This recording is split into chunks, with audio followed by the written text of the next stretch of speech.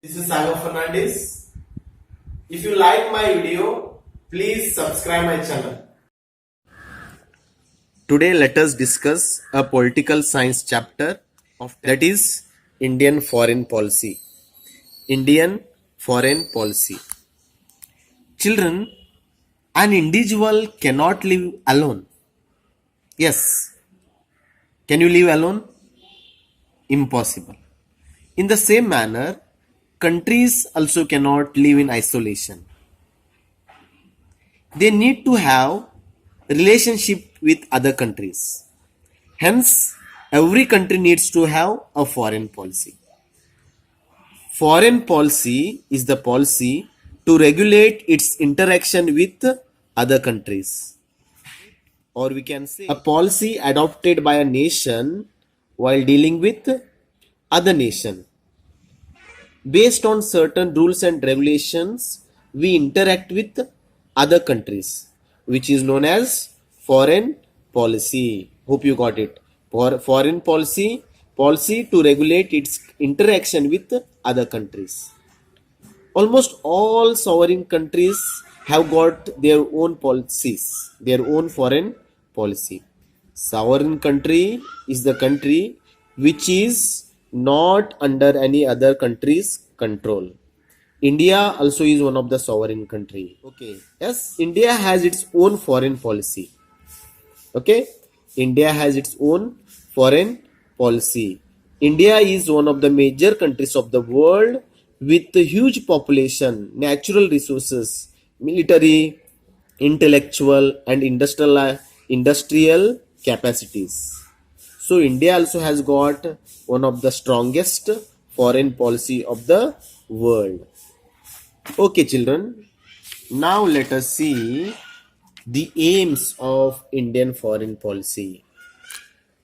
The aims of Indian foreign policy. You know that India is peace-loving country. India is country. So now let us see the aims of Indian foreign policy. The first aim is national security. National security. National security is the important aim of our Indian foreign policy. Yes. And second one is enriching national economy. It means national economical development. It gives importance to the economical development. Then third one is spreading culture. Spreading culture of India to all over the world is the third aim.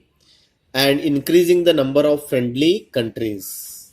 In our foreign policy, there is aim that we need to increase the number of friendly countries. And fifth one, world peace. In the beginning itself, I told you, we need to encourage, we need to foster peace and coexistence. So these are the 5 very important aims of Indian foreign policy.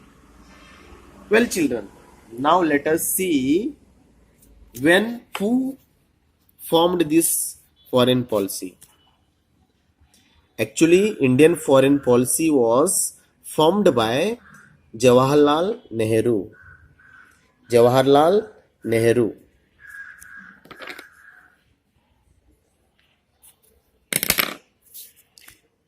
In September 7, 1946, Jawaharlal Nehru, Prime Minister of that time, explained the features of Indian foreign policy in a radio speech. Being external affairs minister and he was also prime minister, he managed formation of Indian foreign policy. That is what Indian foreign policy is also known as policy of Nehru. It is also known as policy of Nehru. You have got it. Well, okay. Now let us see which are the factors influence the formation of foreign policy. Which are the factors influence the formation of policy? There are different types of factors which influence, such as national interest, geographical interest, political situation, economic interest, military issues, public opinion, international situation and other issues. It means these all issues are taken into consideration while forming the policy. Yes, these all above issues have to be taken into consideration when we form foreign policy. Yes. Now, very important basic aspects of foreign policy. What are the aspects we can see in the foreign policy? Actually, there are five basic aspects. First one is Panchashila principle. I will show here. First aspect of foreign policy is Panchashila principle, and the second one is non-aligned movement or non-alignment movement, and third one is anti-imperialism, and fourth factor aspect is anti-apartheid policy, anti-apartheid policy, and the final one is disarmament. These are the aspects of Indian foreign policy. Okay, now let us see one by one. First one is Panchashila principle. Actually, Panchashila principles were signed between two countries, that is India and China, in the year of 1954. Jawaharlal Nehru and Zhou Enlai. Jawaharlal Nehru was the prime minister of that time, and Zhou Enlai, president of China. They both signed Panchashila principles. Now you must be thinking, what are Panchashila? Pancha means five principles. Now let us see the five principles. Yeah, first one is respecting each other's sovereignty and regional interest. It means we need to respect each other's supreme power and regional interest. Okay. Second one is non-invasion of each other. It means not invading other country.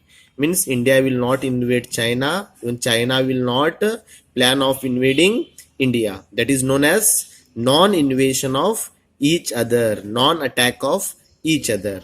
Okay. Third one is non-interference in each other's internal issues. Children, we have got different types of internal issues in the country. China will not interfere in the matters of India. In the same manner, we will not interfere in the internal issues of China. Then, fourth one is mutual cooperation and respect. When there is need, we need to cooperate and we need to respect each other. Mutual cooperation and respect. That is very important principle of Panchashila. Then fifth one is peaceful coexistence. Peacefully we need to coexist. So these are the five principles of five principles which were signed between two personalities, that is Jawaharlal Nehru and Zhou Enlai. Okay, thank you.